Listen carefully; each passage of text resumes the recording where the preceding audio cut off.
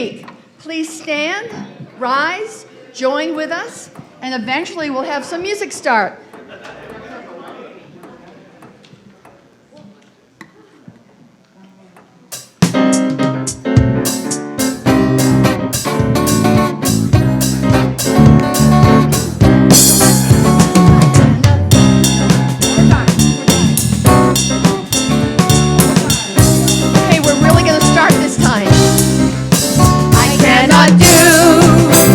All the good that the world needs, but the world needs all the good that I can do. I cannot do all the good that the world needs, but the world needs all the good I can do. I cannot do all the good that the world needs, but the world needs all the good that I can do. Now see if you can stay with us. Different part.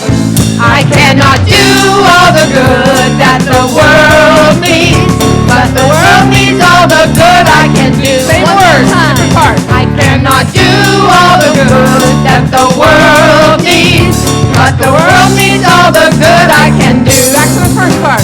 I cannot do all the good that the world needs, but the world needs all the good that I can do.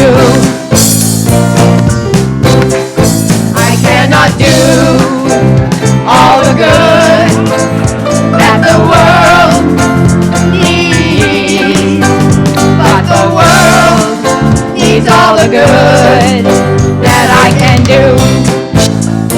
Here we go. I cannot do all the good that the world needs, but the world needs all the good I can do. I cannot do all the good that the world needs, but the world needs all the good I can do. I cannot do all the good that the world needs, but the world needs all the good that I can do. I cannot do all the good that the world needs, but the world needs all the good that I can do.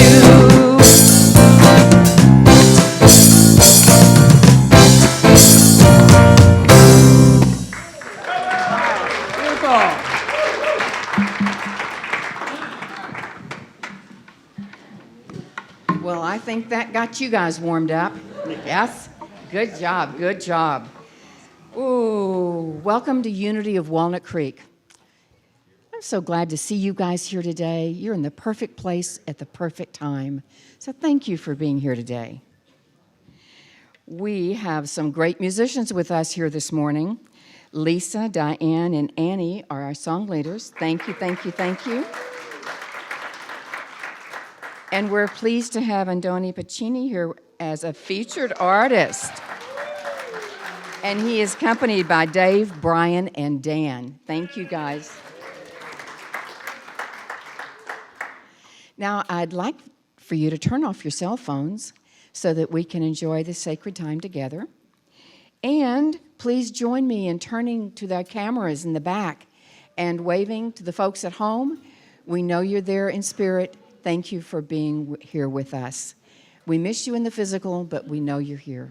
Thank you.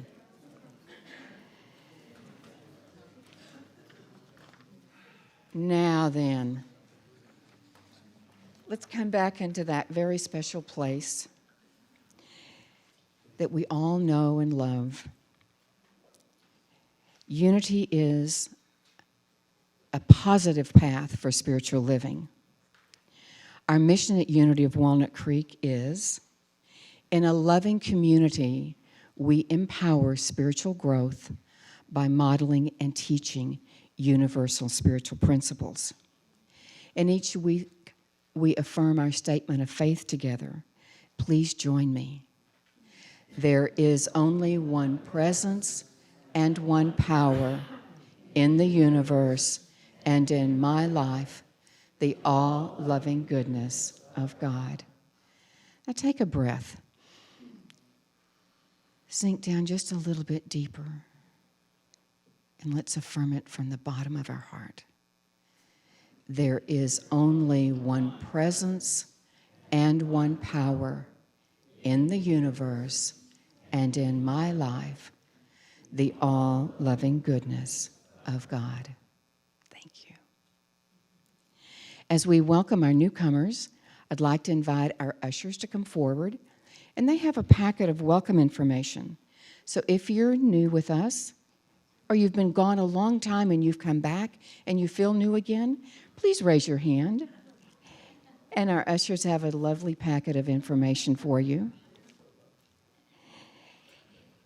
And if you'd rather pick up that packet from our bookstore, we also keep them there. So if you take the card that's in that packet of information to the bookstore, we have a welcome gift for you. And we also hope that you'll all stay on the patio after service, and let's take a few minutes to get to know each other and tell each of us good morning. Now there's a connection card on the thing in the seat pocket in front of you. So you know what that thing is, don't you? It's got a pin on it. Oh, the clipboard. Thank you. I heard somebody say it. Thank you, thank you, thank you. But if you'd all fill one of those out and let us know you're here. If you have a question or a concern or just give us some feedback, that's another great use for that card. Now's the time for you to stand up and greet your neighbors. So tell your neighbors good morning.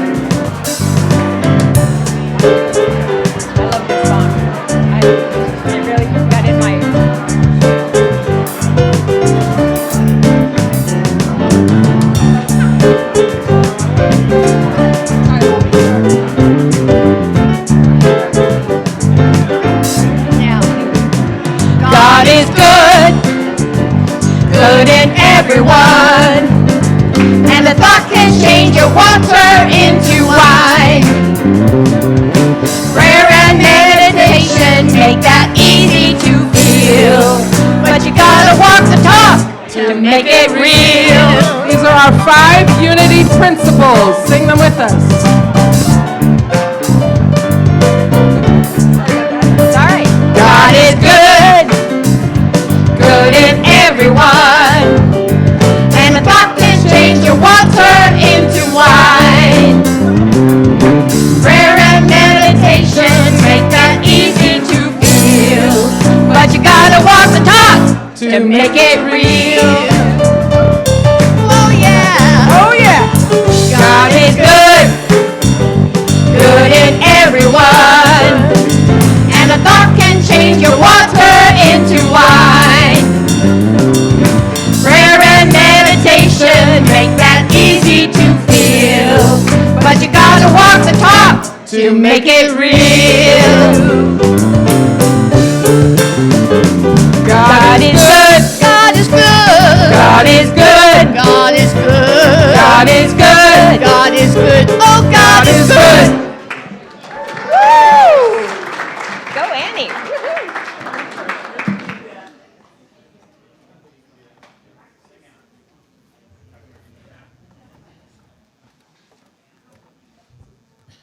Good morning, everyone. My name is Zoe, And today is Birthday Sunday. So if your birthday is in May, please stand so we can celebrate you.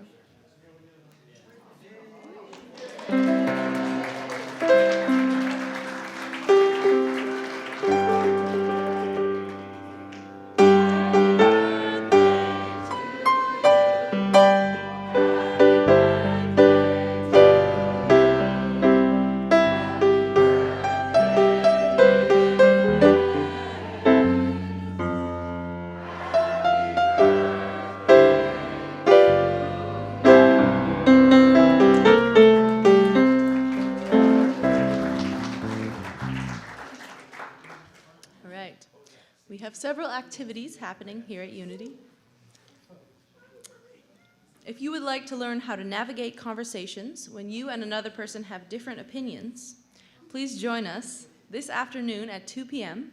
for the Finding a Productive Voice in Difficult Conversations workshop. Paula Schiff and Jim Lovelace, right here.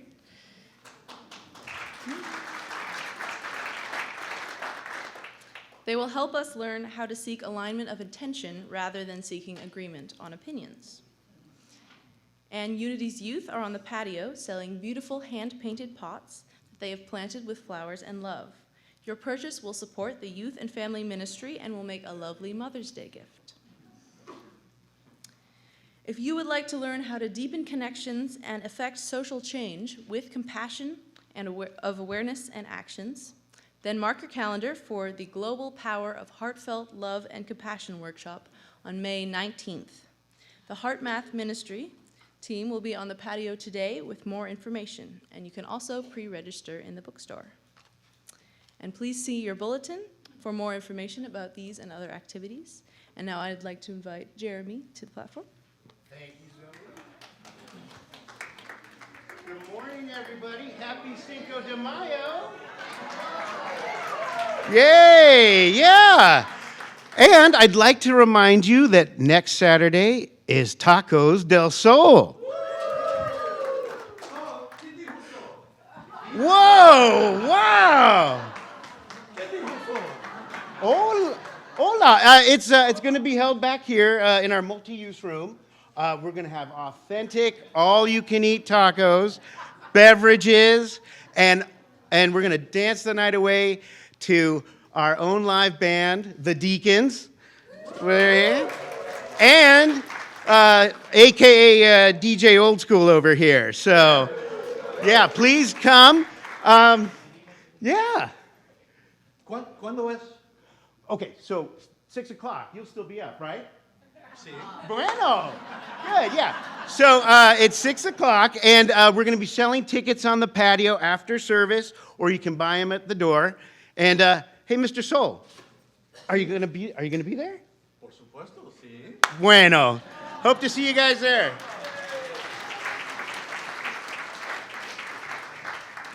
And now I'd like to invite Reverend Kristen to the platform.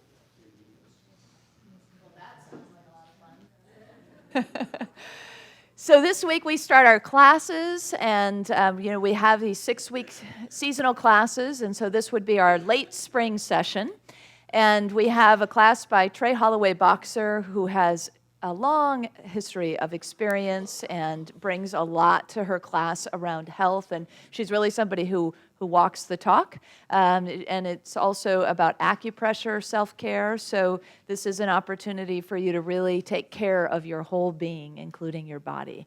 And then on Tuesday, we have a brand new teacher, Shoshana Cobran. Maybe Shoshana, yeah, raise your hand. There you go. And you can come see Shoshana and Trey after the service on the patio if you have questions, you want to get to know them a little bit. Shoshana is teaching from her book, 7 Steps to Positive Connections. She has several other books out. This one is her first to start us out, one of her classes. And so it's all kinds of connections, all different ways that we connect with spirit, with each other, with ourselves. And then on Thursday, I'll be teaching Wholehearted Leadership that is tracking along with our series that we're beginning today. This one is based on the book Dare to Lead by Brené Brown, which we have in the bookstore. That's her latest book. If you're familiar with Brené Brown's work, you may really enjoy it. It's very popular work, and there's a lot to draw upon from it. So So you'll get a little window into some of it today during the talk, and if that's something you have more questions about, you can come see me, and also there's a sign-up sheet out on the patio. So please sign up. It helps us to plan for our classes. So thank you very much. Classes are a wonderful way for you not only to make new connections in the community, but to deepen your spiritual journey and your growth. So we hope you'll consider joining us for one or all of these if you wish. I'd now like to invite forward Bobby Bader, one of our prayer chaplains, to begin our time of meditation with a community prayer reading on leadership that will be followed by breathing into meditation and a little bit of guidance.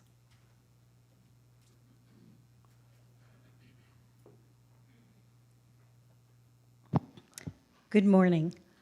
Today's prayer is about leadership. When you think of a great leader, what qualities do you detect that make that especially shiny?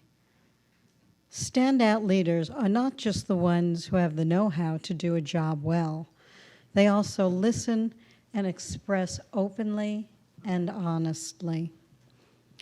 Our leadership abilities expand when we rely on the strength of our innate spiritual qualities, such as love, freedom, wisdom, creativity, and patience, in our service and in interactions with others.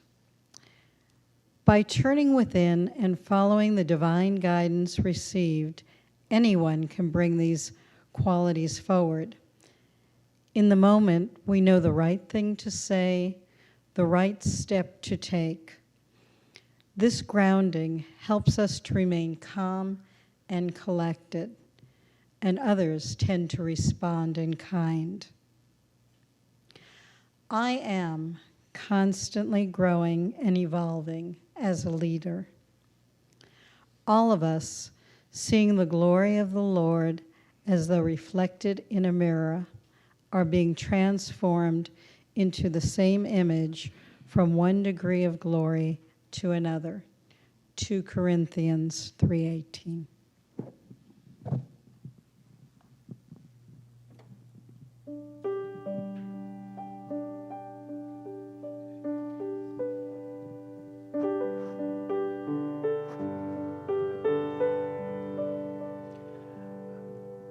Breathe in,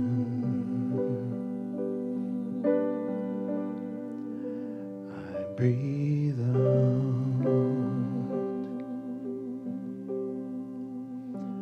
I take in,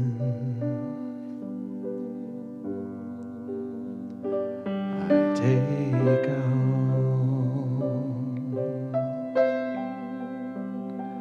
I let love,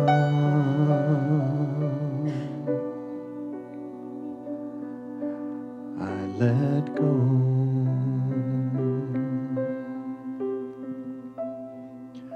I release,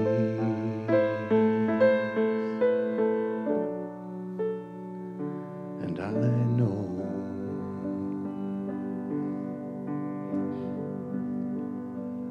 I forgive,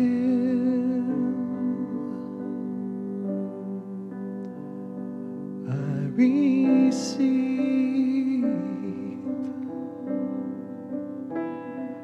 I can feel,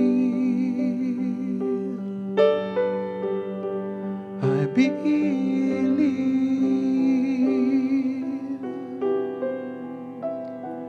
I am healed, I am whole, I release,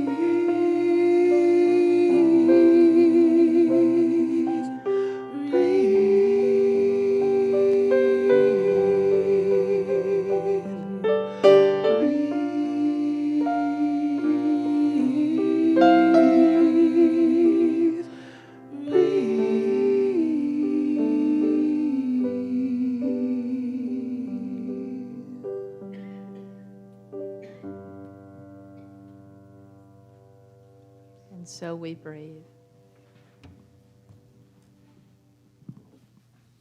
Breathing in the life breath of Spirit.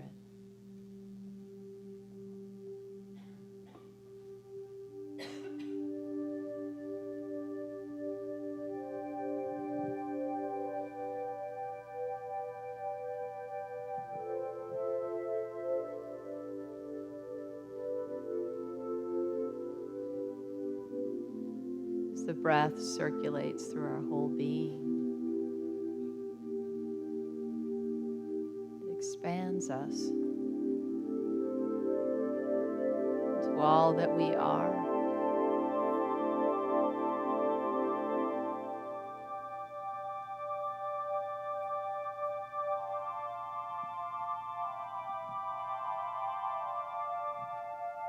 Breathing through our open hearts and our relaxed bodies.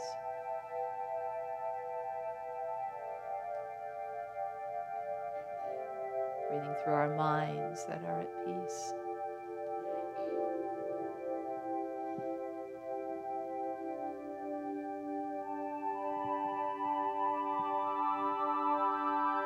After a while, we have given over the breath so completely that we see that it is we who are breathed.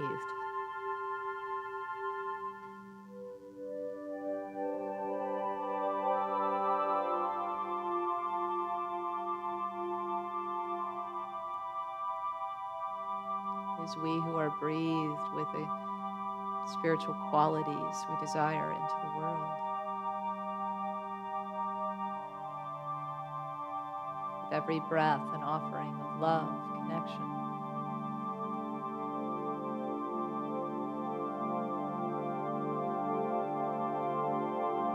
So it is that our future selves are breathed with every new breath.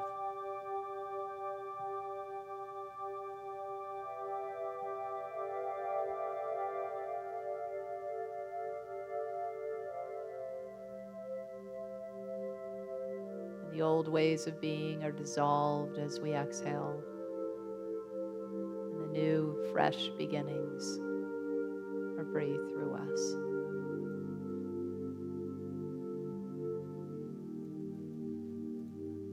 With every exhalation, we release. We forgive. We let go.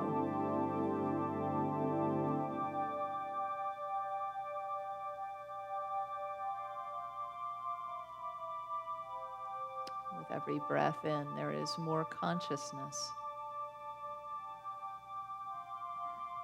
of the Spirit that breathes us, of our oneness with the allness.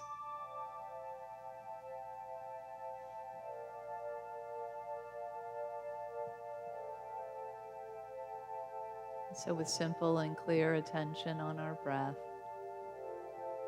we rest for a few moments in the silence, letting go and receiving, letting go and receiving in the silence.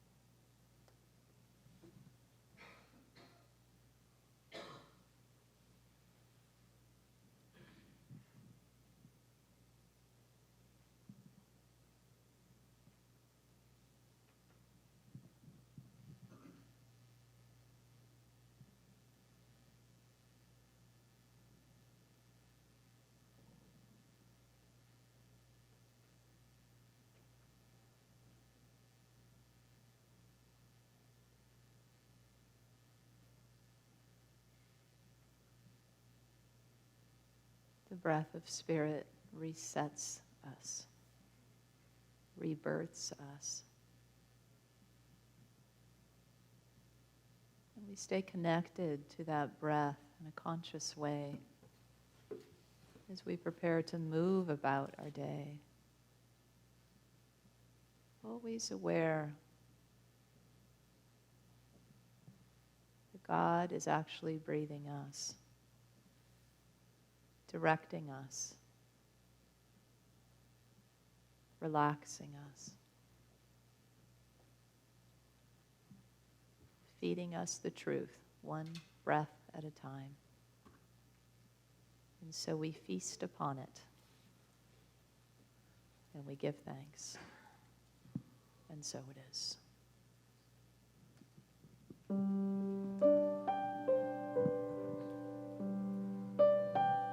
No need to push, no need to try, no need to worry or question why. Surrender, let go, release, and know.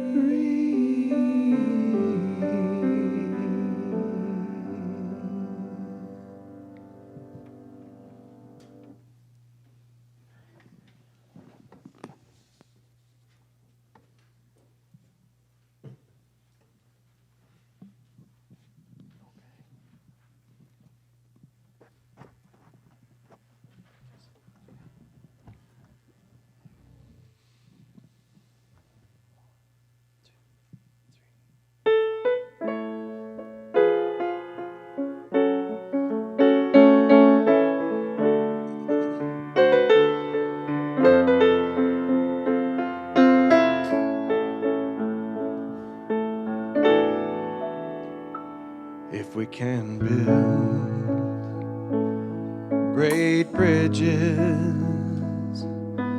across the mighty waves between distant ridges, why are we still so far apart?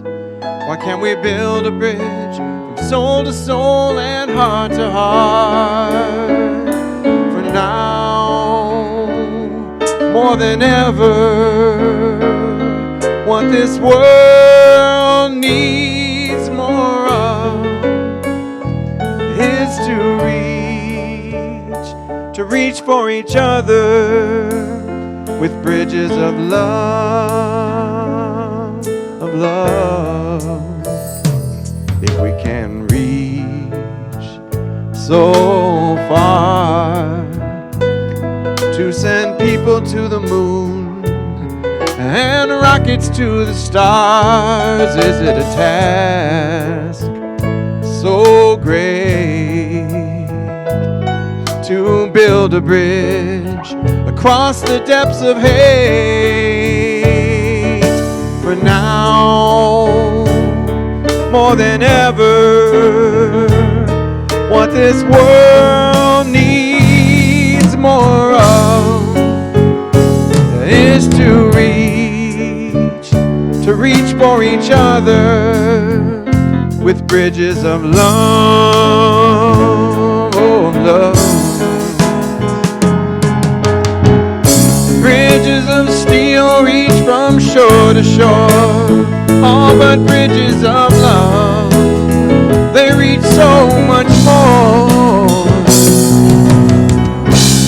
make our common hopes and our common ground, joining one and all, the whole world round. We all can build bridges of love each day, with our eyes, our smiles, our touch, and our will to find a way. There is no distance we cannot span. You see, the vision is in our hearts, yes, and the power is in our hands. For now, more than ever, what this world needs more of is to reach for each other with visions of love, oh, of love. And now, more than ever, what this world needs more of is to reach for each other with bridges of love.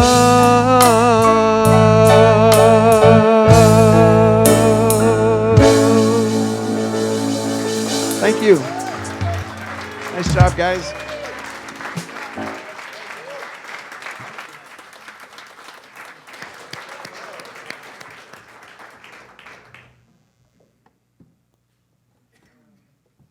Thank you, Andoni. That was beautiful. And band. Oops, sorry. Got a runaway stand here. So last week, for those of you who are here, I was telling about a position actually it was my first career, was in public relations, and I worked at Ogilvy and Mather. You remember the leisure becomes you story. And for those of you who weren't here, just briefly, that I had gone to Africa, and I just had my heart and soul blown wide open. You know, I was in a completely different kind of space when I came back, and I just didn't really fit there anymore. And I was meeting across from the executive director, and she said, "Leisure becomes you." And she wasn't really seeing, she didn't have a context for what had happened inside of me. It wasn't about going on a nice vacation. But anyway, so skip forward. In my next career, as in education, I worked at the Teachers Academy for Mathematics and Science, and we were on fire to reform the Chicago public school system. It was an amazing organization, so much diversity. I've never been in such a just balanced, diverse place. And so it was a really exciting place to be. And the executive director there was Lourdes Monteagudo. And I was, a young woman. I was really looking for mentorship. And so here there's a brilliant woman who's running this organization, and she's just fabulous at strategic thinking and politics and networking and super smart. And she has goals of her own that she talks about, being the school superintendent and so on. And so this is really somebody I thought, I can really learn from this person, And sometimes we learn from what a person does really well, and sometimes we learn from what a person doesn't do so well, And it turns out that's really kind of the package that I got there. And Lourdes was really, in many ways, the epitome of the kind of leadership we don't want to have, which was very armored kind of leadership, kind of top-down, all one-way communication. We would all be called into a meeting, and for 4 hours, Lourdes would speak, and nobody else would say anything. And if you tried to, you just sort of get run over, So somebody would raise their hand and say, "Hey, can we go to lunch?" And she also would sometimes shame people. And so it was hard, it was really hard, especially when, there was just so much good happening there, But there are reasons why we go into armor, and we're going to go into that a little bit today as we begin this series on spiritual leadership, really a kind of wholehearted leadership. How many of you consider yourself a leader? A lot of you. Fabulous. So, and you may have raised your hand, or I guess I'll just ask you, those of you who raised your hand At what point did you consider yourself a leader? What happened that caused you to shift over into, I'm a leader now? Other people told you, and that's often what happens, right? Did you want to say something today? Yes, okay. So there are two great examples. Somebody told you you're a leader, or you got into a formal kind of leadership role, and then you kind of owned the idea that I'm a leader, right? And yet, if we work with a definition that we're going to work with throughout this series that Brene lays out for us in Dare to Lead, it is this. Leadership is not about titles. It's not about status. It's not about wielding power. Leadership, or a leader, is anyone who takes responsibility for recognizing potential in people and ideas and has the courage to develop that potential. So now, I bet those of you who didn't raise your hand, either you might not have because you just didn't want to, but who didn't identify yourself as a leader a few moments ago, might now, with that working definition, see something different. Because we, especially as spiritual beings on this path, I mean, this is our second principle, right? Acknowledging the divine nature in one another. That's about potential, isn't it? Seeing the Christ potential in one another, the possibilities in one another, seeing the spiritual qualities in one another, and calling them forth, naming them, bringing them out into the light of day. And seeing it in ourselves too. Seeing the potential in an idea. Somebody has a great idea. You know, how often do we rush in to crush it? Oh yeah, we've done that before. That doesn't work. You know, before anybody really gives it some breath, right? Some life, some chance, some possibility. And so it's that kind of leadership we're talking about that holds open possibility, that sees potential, and not just sees it, but names it, calls it out. That's a key part of it too, you know. How often have you thought something really nice about somebody and you just didn't say it? Out of a kind of shyness, out of a fear of maybe being rejected, it wouldn't be received or whatever it was. And the call to courageous leadership is to, if you spot it, say it. If you see it, call it forth. Particularly the things that have that kind of potentiality and possibility in them, the kinds of things that can really rise up in somebody, that are really aligned with the divine, the spiritual attributes that we all want to embody and be in the world. And I bet for all of us, you know, who, if you think about a leader in your life, somebody who called you forth, who impacted you, that, you know, if you think about the coaches or the mentors, the teachers, the parents, all the people, bosses, people who have somehow influenced your life in a positive way, it's probably a part of what they did, or really maybe a singular focus of what they did, was to be able to call forth the future, the potential in you, the best in you that you might have, that you may not have seen. And sometimes it's for us to call it forth in ourselves as well. So what we're talking about in this series is wholeheartedness, because that's really the kind of leadership we're after, right? As spiritual leaders and as beings on a spiritual path, what we really want to embody is a kind of wholehearted type of leadership. So it's a different kind of courage than maybe going out and climbing a mountain or something like that, you know, or you know, jumping out of an airplane or something you think of like, wow, that really takes some courage, you know, and that does take a kind of courage. But I find that the toughest, the deepest, the thing that calls up courage at the deepest level within me is the kind that is the courage of the heart. Anybody else find that too? It's the risks that we take with our own hearts that are the great risks in the world, that are the ones that really can blow open possibilities for other people as well as ourselves, for entire cultures of organizations and communities, of families and neighborhoods even, of cities and beyond, countries. There's so much possibility when we see ourselves as leaders and step into it with courage and go forward to speak the truth that we see when we see it. So Brene is a social scientist, and she studied a lot of different leaders in different ways, and she and her team did all kinds of, I don't even know, she doesn't really even talk about a lot of the methods and so on, but she has pretty extensive research processes before they come to a conclusion. And so the question that they were holding in their interviews was, what, if anything, about the way people are leading today needs to change in order to experience success in our rapidly changing environment?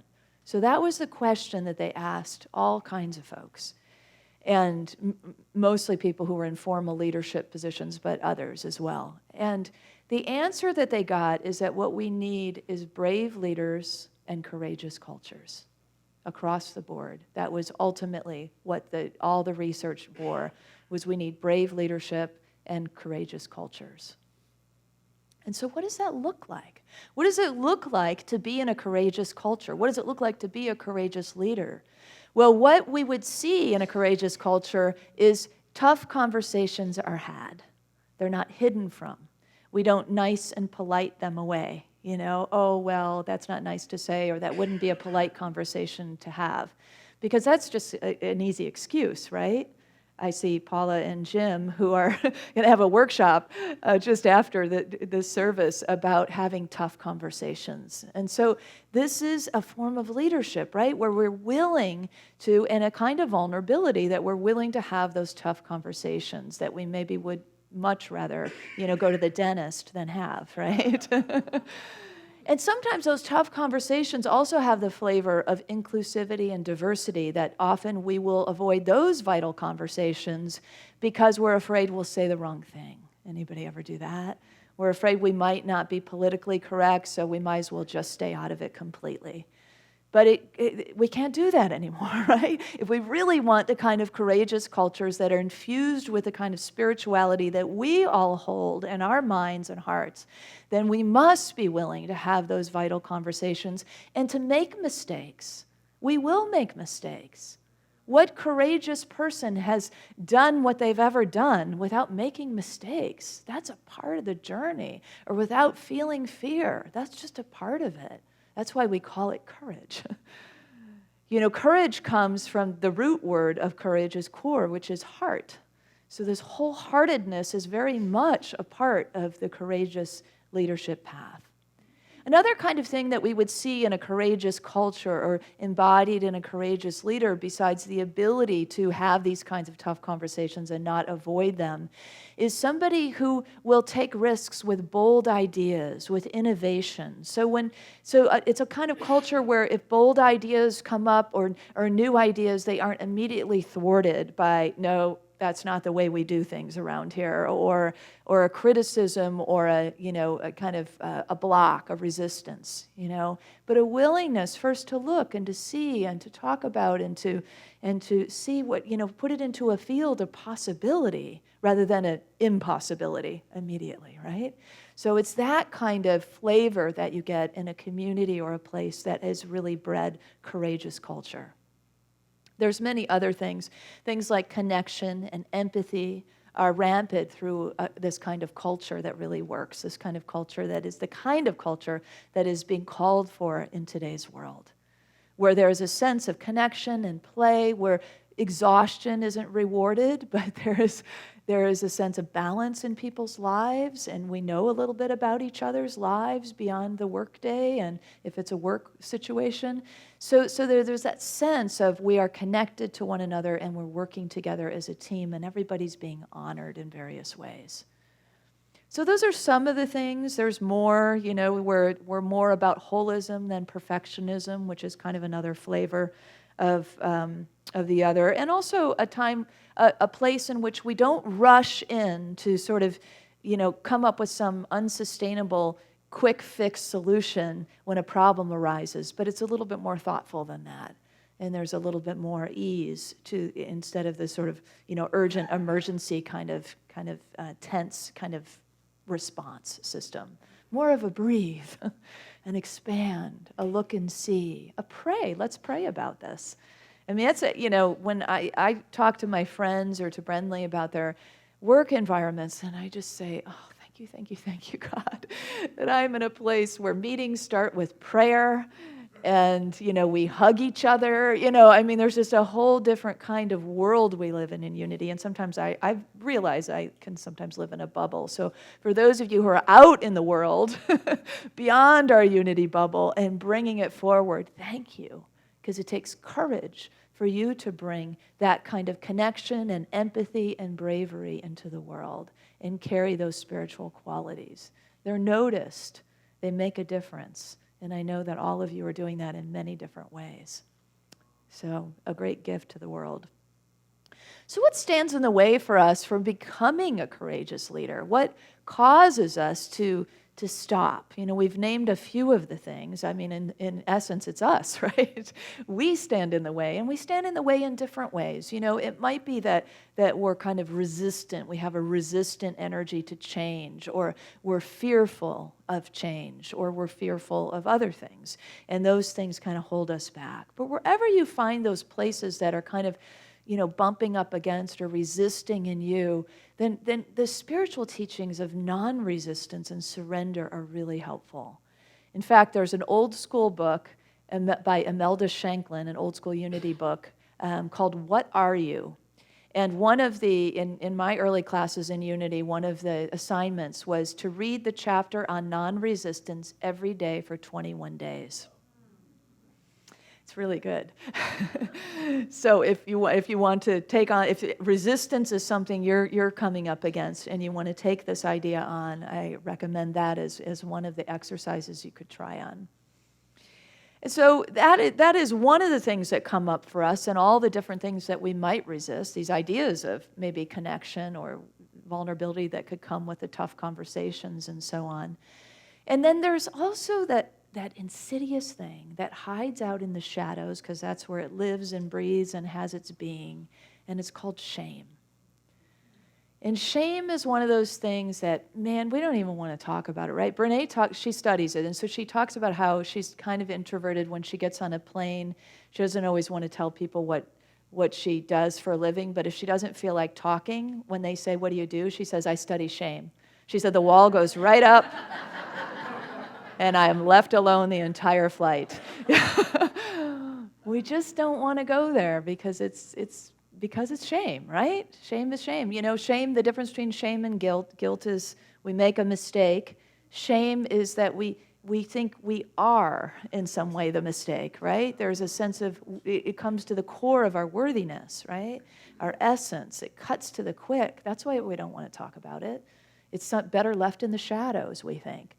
But here's the thing about courageous leadership and courageous cultures: out of the shadows. So the shame has to come out. It has to be outed. It has to be brought out into the light of day. Now, only we can really do that for ourselves, but what we can do for each other is to bear witness. Father Gregory Boyle gives a great example of this. Father Gregory Boyle is the one who has spawned Homeboy Industries in Los Angeles. He's a priest at the Dolores Mission. His background is in the Franciscan tradition. And he just has a heart of gold. And so he's done all this amazing work for ex-gang members and gang members, people that nobody else really wanted to work with. And it's just really opened up all these lives. And so he tells a story of kind of his typical Saturday would be to give Mass at the probation halls in the morning and then come back to Dolores Mission in the afternoon and do whatever baptisms or weddings or things that are on the schedule. On this particular day, he came back, he had about a half-hour window before the baptism started, and so he thought, oh good, I have a few minutes to go through my mail. So he's going through his mail, and this woman walks in who he's never really talked to face-to-face, but he knows her well. Her name is Carmen, and she sort of owns First Street, apparently. Carmen is known because she's super loud. She often is seen stumbling out of the Milta bar after she's arguing with the guys in the bar, or she's heard on the payphone, now you know this is dated a little bit, where she's yelling at a friend or a relative about just one night, just let me stay for one night, over and over again. You know, she's a gang member, she's a heroin addict, she's sometimes a prostitute. So people know her, right? She's a street person, people know her. She makes herself known in ways that people probably want to shy away from. And now here she is in front of Father Gregory, who they call G. And he's thinking when she walks in, oh, I only have 15 minutes before the baptism. I'm not going to get through my mail, you know. And so she plops down and she says, I need help. She said, I went to Catholic school. I graduated from high school, in fact. She said, and that's when I started taking heroin. She said, I've been to 50 rehabs. She said, I'm known all over the country. And he said she would kind of like look around his office, and she was kind of speaking slowly and deliberately. And she said, and you know, I've been trying to get off heroin since the day I started. And he said, then she leaned her head up against the wall that was behind her. And he said, when she looked back up, there were pools of tears, and they began to dump down her cheeks. And she said, I am a disgrace. A disgrace. And he said, my shame met hers. And just a moment ago, I thought that she was an interruption. But here's what Father Gregory Boyle is offering us as courageous leaders. That we don't turn away from shame. That we don't tuck it back in the darkness where we'd rather it lived. That we don't not allow somebody else's pain to touch our own pain. Because that's really why we're tucking it back in, you know. Because we don't want to feel that in us. He said we have to allow other people's shame purchase in our lives. We have to allow it so that we're not trying to fix it, but to feel it. And so it is the call to feel with each other in that beautiful kind of space. Painful, yes. Hard, yes. But the call of a wholehearted leader is to be there in that space and to not shy away or armor up or cover or bury our own pain or try to whisk that person's pain away or affirm it away, which we can do in unity. You know, sometimes we can be too quick to go to the affirmative place. It's not that we don't want to move there, but we have to know in our skillful practice, because courage can be taught. These are skills that can be taught, just like our armored ways of being can be unlearned. And with skillful practice, we come to that kind of place where we can sit there, as Father Gregory Boyle is able to, and shows us how. So that armor, that idea of armoring up, you know, we all at some point or another, you know, have picked up our armor. And some of us have continued to put on more and more of it, you know, thicker shield, better safety goggles, you know, a full set of armor, you know, better weapons, stronger weapons, you know. And some of us have put some on and take some off, you know, gone for a little bit lighter set, you know, and so on. But you know armor, right? You've been there before. The closing of the heart, the shutting of the door, the shield in front.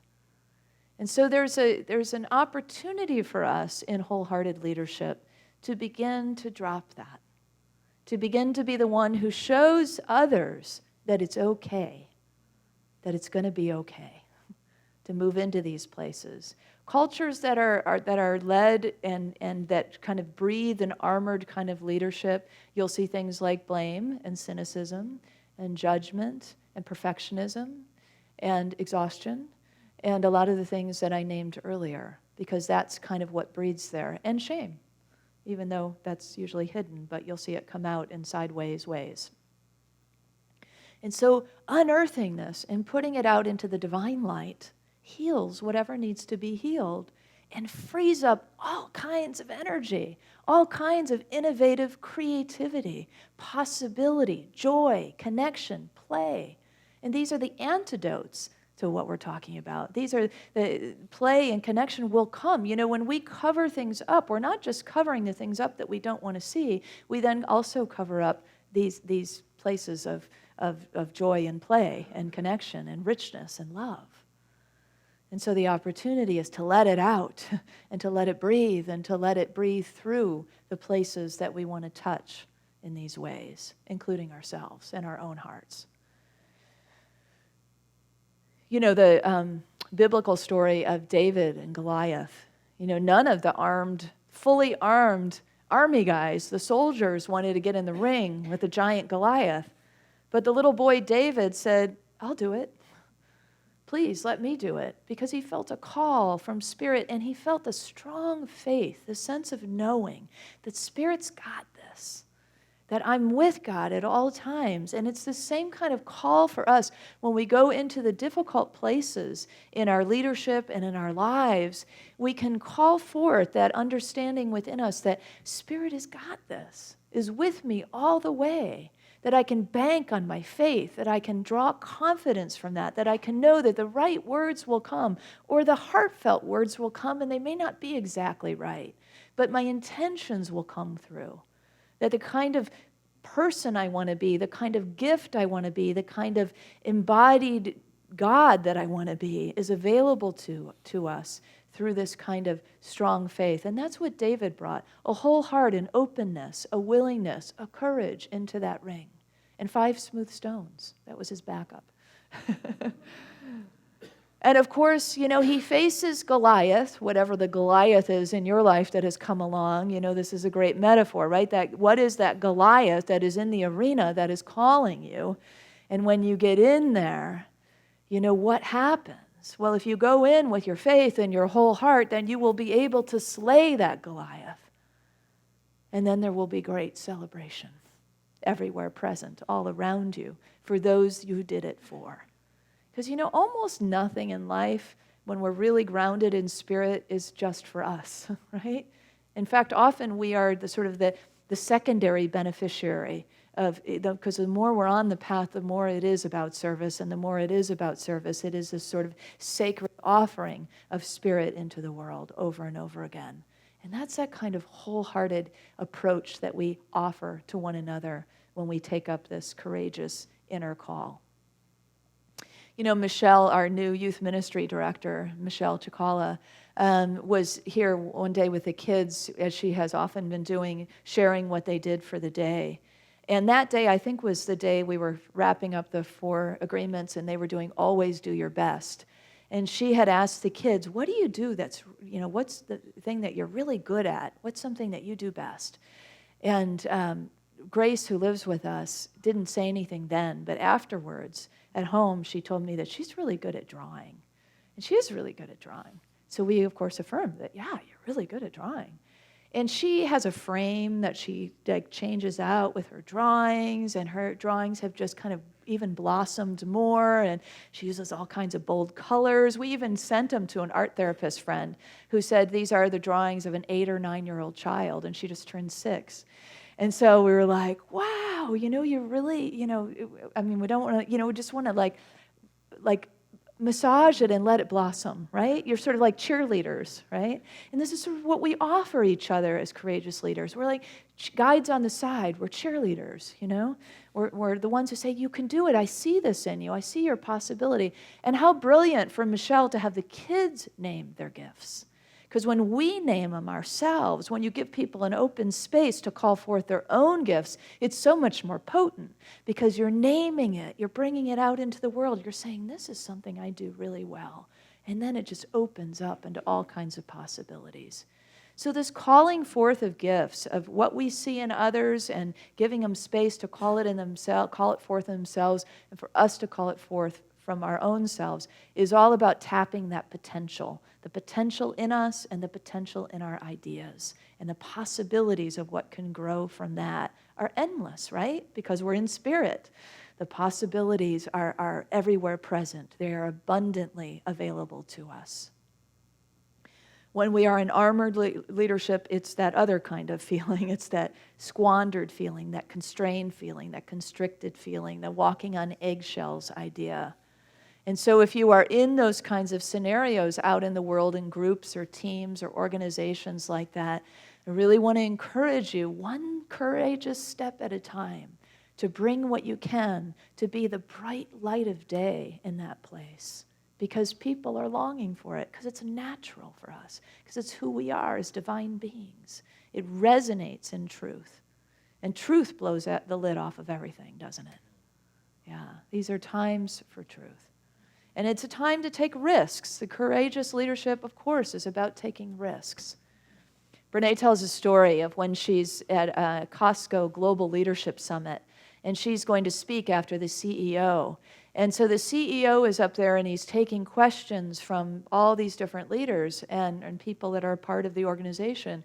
And they're asking really tough questions. And she does a lot of organizational leadership coaching. So she said, I've seen this, over and over and over again, where leaders will do these sort of non-answers as answers. Oh, great question. We'll get back to you on that. Hey, good idea. Somebody write that down. And then move on, move on, move on. And she said, this guy was so different. And she said the questions were really hard, and he was standing in it and saying, no, we're not going to do that, and I'll tell you why we're not going to do that. Yes, we did do that. We did make that decision, and here's why we made that decision, and kind of flushing out the details. And she's sitting there thinking, oh, no, I do not want to follow this because this crowd is bristly. They're getting nothing that they want to hear, And so she's so shocked when he finishes, and everybody stands up and gives him a standing ovation. And she says to the woman next to her, what's going on?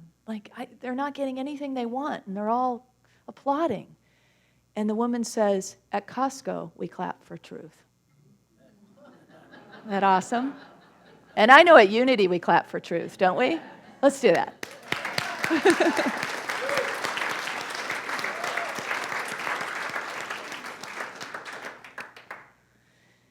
And the world needs some more truth these days, huh? Yeah.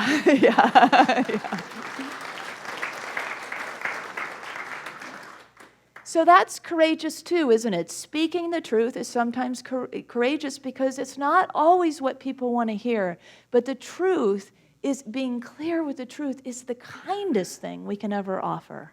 It is truly wholehearted leadership to speak our truth wherever we are, to share what's in our hearts. And that resonant truth lands because we're all human beings. We all have a heart. And it lands in that place, and it resonates in that place. Jesus said the truth will set us free.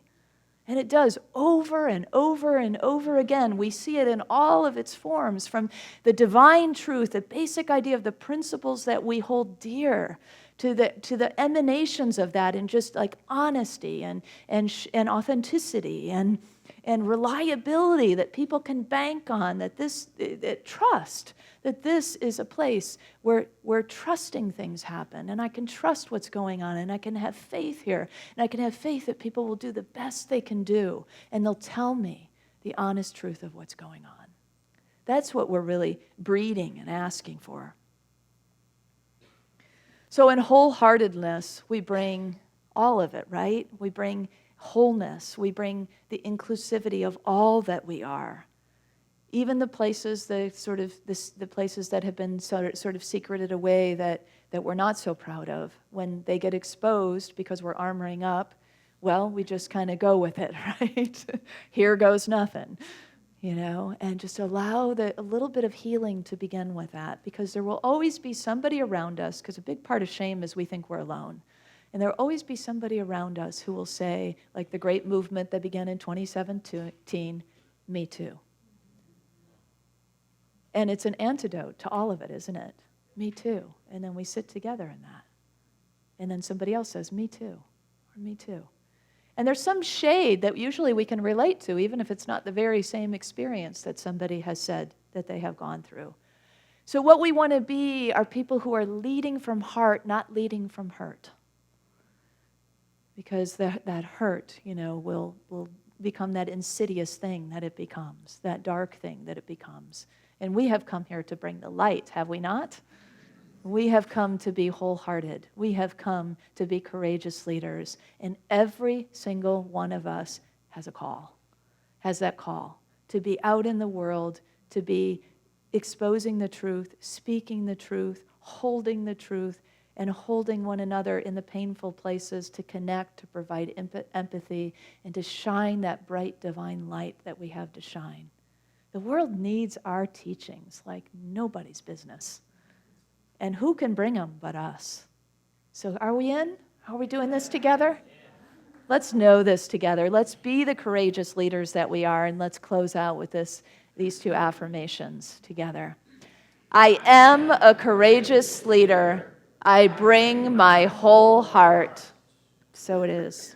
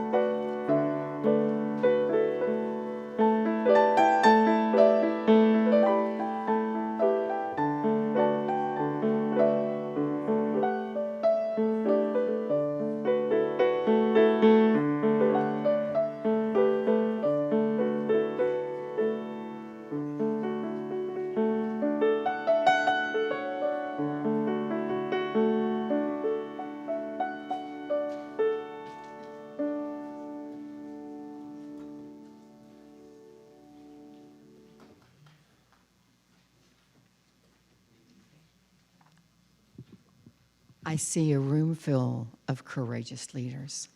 Do you guys feel that today, that you're a courageous leader? And that we appreciate and honor the truth in each and every one of us. Thank you, Kristen. Beautiful, beautiful.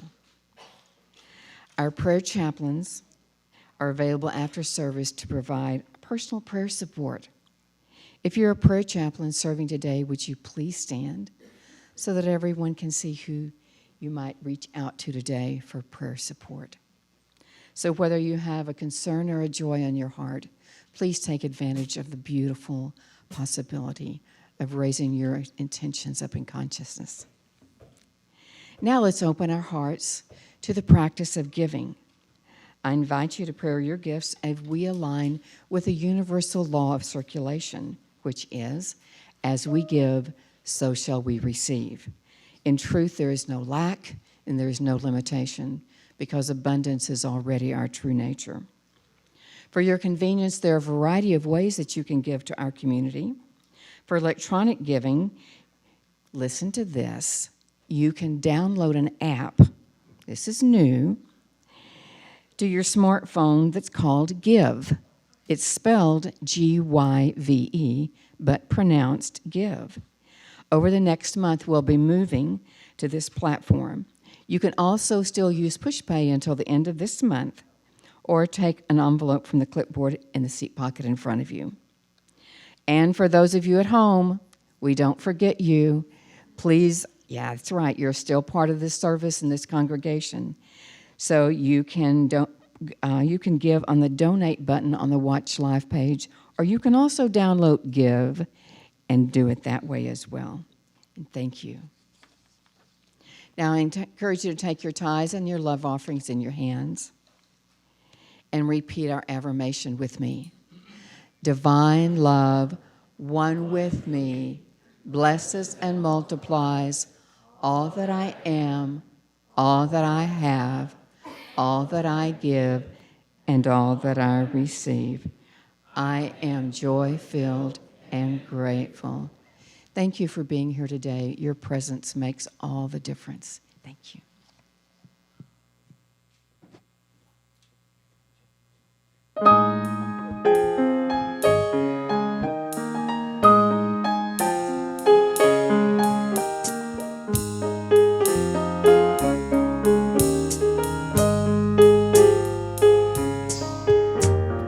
What would I do if I knew that I could not fail? And if I believe would the wind always fill up my sail? How far would I go? What could I achieve? Trusting the hero in me. If I were brave, I'd walk the razor's edge, where fools and dreamers dare to tread. I'd never lose faith, even when losing my way. What step would I take today if I were brave?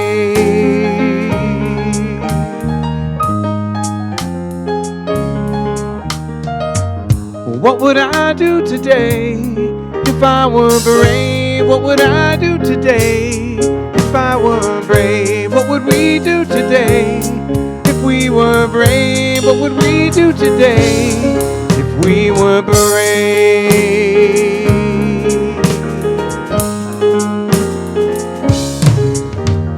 What if we're all meant to do what we secretly dream? What would you ask if you knew you could have anything?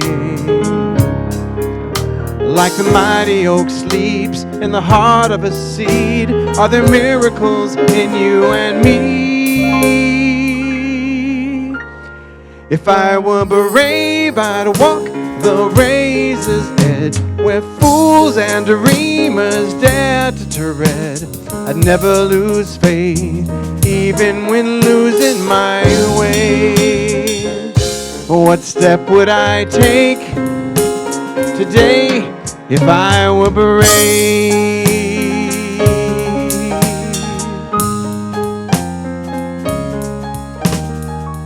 What would I do today if I were brave? What would I do today if I were brave? What would you do today if you were brave? What would we do today if we were brave? If I refuse to listen to the voice of fear, with the voice of courage whisper in my ear,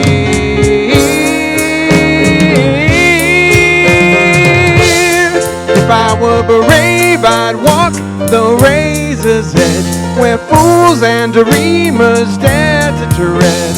I'd never lose faith, even when losing my way. What step would I take today if I were brave?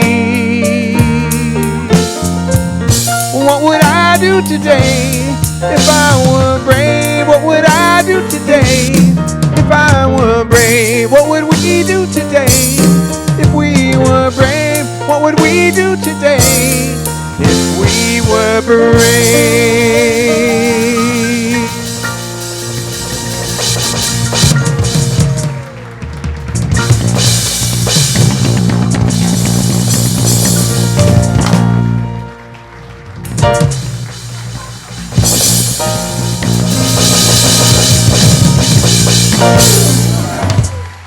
Thank you. Hand for the band.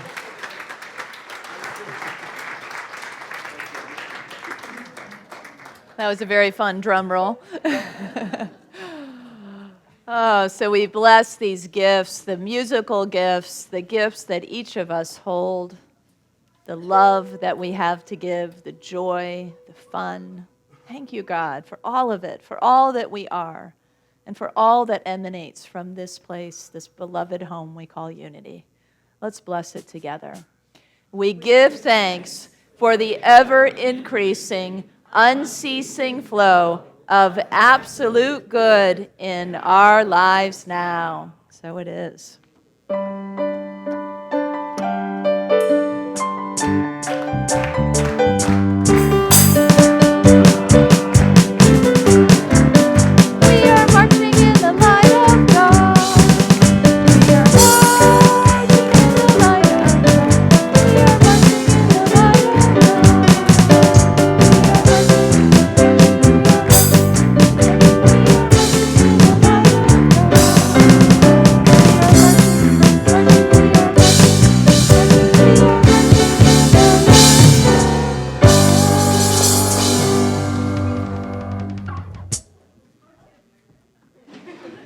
Michelle, what'd you all do today?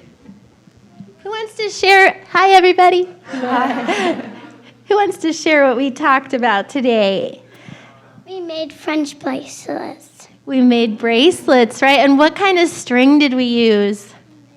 What kind? Invisible string. Invisible string. Who wants to tell everyone, all these grown-ups, about invisible string? Claire, you want to tell them? Okay. So the invisible string is always with you, even if you can't see it. That's right. That's right. And it connects what does it connect? Our love and our hearts. Our love and our hearts. And that's perfect for today because we're connecting and we're just getting in connection with that invisible string that connects us to Lonnie and Faith, because this is their last Sunday with us. They'll be back. But this is their last one today. So thank you, guys. And then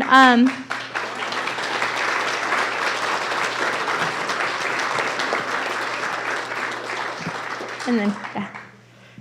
So Lonnie and Faith have been sharing with us I think we decided at the first service that Lonnie has been our youth ministry director for almost 18 years.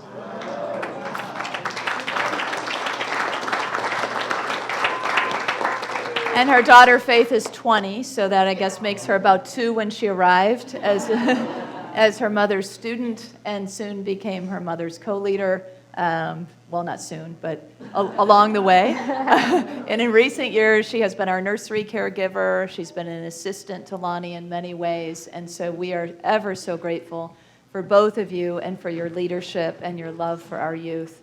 More than anything, they have created a great field of love. And I know that's always where Lonnie comes back to as somebody who has brought love and brought service, and I know that's true of you too, Faith. So your sacred service, your deep love for our children and for our community here is so deeply felt and appreciated.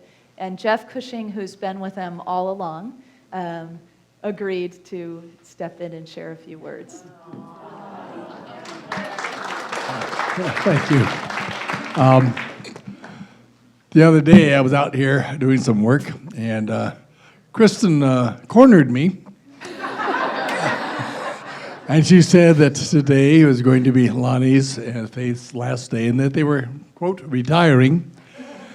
And I said, well, she said, just a few words. I said, well, how few? And she said, well, just say what's in your heart. So I said, okay. Basically, what is in my heart is that I want Lonnie and Faith to know how much I love them. I came back to this church. I joined originally in 1972. And I came back here at a time when kind of a semi-rough time in my life. And one day Lonnie comes up to me and says, well, we could use some help. Would you be willing to do this? And I've been doing it ever since. And as Kristen has said, Lonnie has shown nothing but love and tolerance and faith. It's very interesting. Faith has, I watched her grow up, right? Yay, big. I watched her grow into a very loving, very caring and compassionate young adult. And I just want the two of them to know how much I love them and appreciate them. And I want to thank them for sharing their light with us and their life. Where are you, Faith? There you are. And for sharing all their love to all of us. Thank you very much.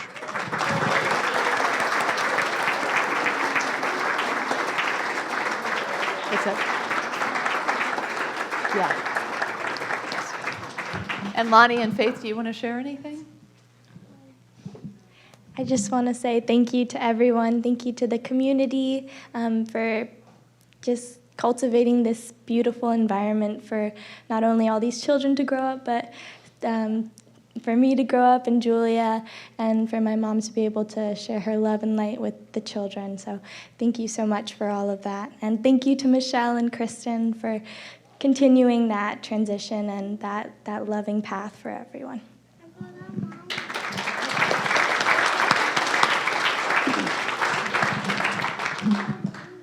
There's Hope looking at me. I just want to say thank you for each and every one of you, Paula, for the beginning of time and for these beautiful years that I've had the privilege to love so deeply and to share with so much love for all of our family and children, and to see all the teens, 3 groups grow up and leave YOU, the last of them, and for Michelle holding this magnificence for the children. It's an honor and a privilege to see you grow and shine and know that these children have so much love. So thank you, Kristen, for bringing us all together. We will love you and hold you dear in our heart forever.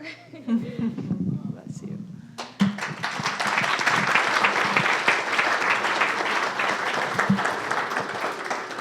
Lonnie has assured me they'll continue to offer us Almakua. Lonnie's becoming a certified Kundalini yoga instructor, so we hope to get her over here for some classes. Faith is in college and studying acting again. Yeah? So maybe she'll let us know when her plays are and we can all come visit. Now the children have a blessing for you. So we're gonna sing a song, and we invite you to join us. Once you've learned, we're gonna teach you the song, and then you can join us. Are you ready? Let's turn so we can all face Lonnie and Faith, kids, so you can see them. Are we ready? Oh, thank you. Let's turn so we can see them. Yeah, let's go. Come on over here, guys. The light in me sees the light in you. The light in me sees the light in you. I honor you as you honor me. Namaste. Namaste. The light in me sees the light in you. The light in me sees the light in you. I honor you as you honor me. Namaste.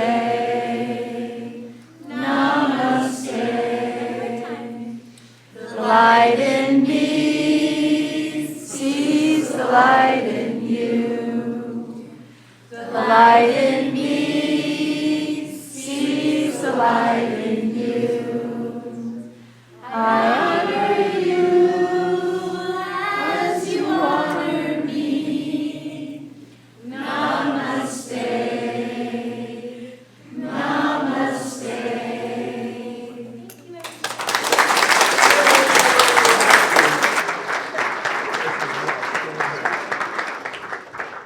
And finally, we have a couple of gifts. And Faith, yours is all about the fact that you'll never forget us because it has elephants on it that have great memories. And yours is a bell for your yoga and meditation and for all that you offer us. Yeah. Well, let's bless them all, shall we? Let's add to our usual blessing Lonnie and Faith, and then we'll go into children, youth, and teachers. Together? Lonnie and Faith, children, youth, and teachers, we love you, we bless you, we appreciate you, and we behold the divine light within you. And now we invite you to take your neighbor's hand, if you'd like, as we close out with our prayer, protection, and peace song. Together. The light of God surrounds us. I am light. The love of God enfolds us. I am love. The power of God protects us. I am power. The presence of God watches over us. I am presence. Wherever we are, God is. I am divine.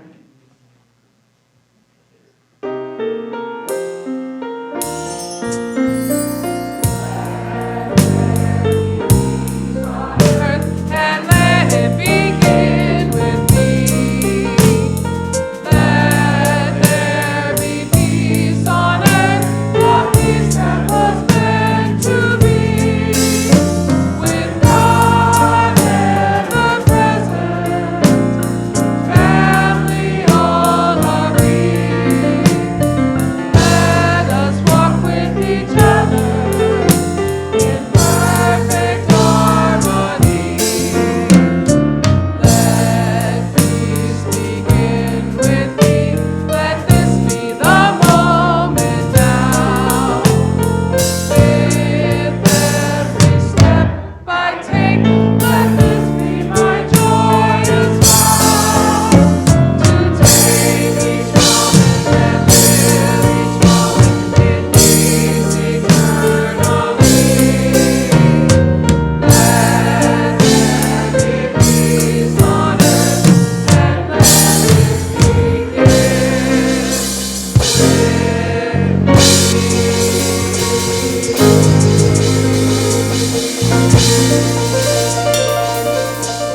are the light and the love and the peace on earth right now. So let your light shine and have fun.